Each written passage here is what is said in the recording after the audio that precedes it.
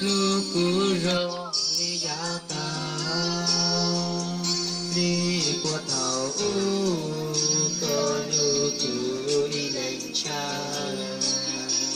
Gentleman. u chạy nhỏ danh ti chỉ tao là kia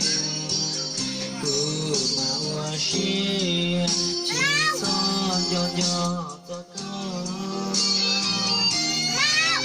trên nó chỉ có lưu lưu nhỏ có một gì mong lòng chia từ đây cứ lối vì lâu biết thế lúc cho đi rồi rồi kể xin lưu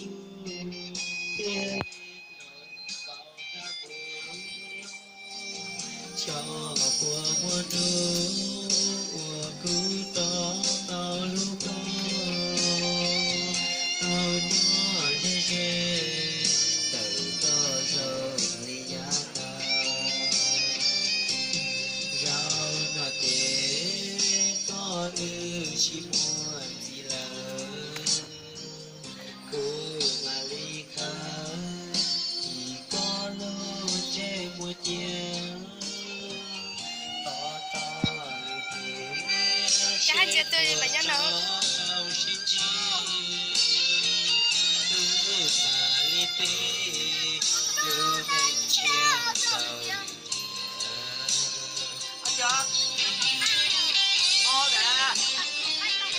Rồi nè,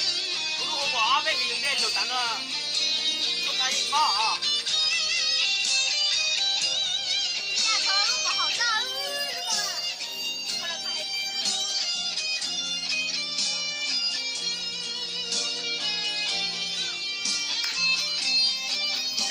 Có sao thì tao nó đấy, nhóc cái tao nó hết.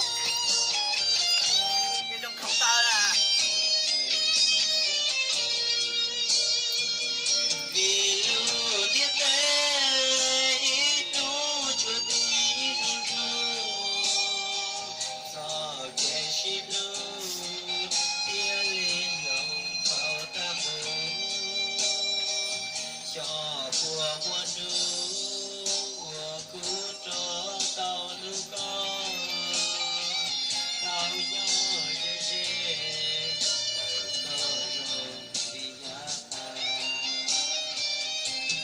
rau nó thế có chỉ muốn gì là cứ mà đi Thì tao nói. chỉ có lưu trên một chiều có ta lưu kia chết của nó ta chỉ cứ mà đi biết lưu đến chia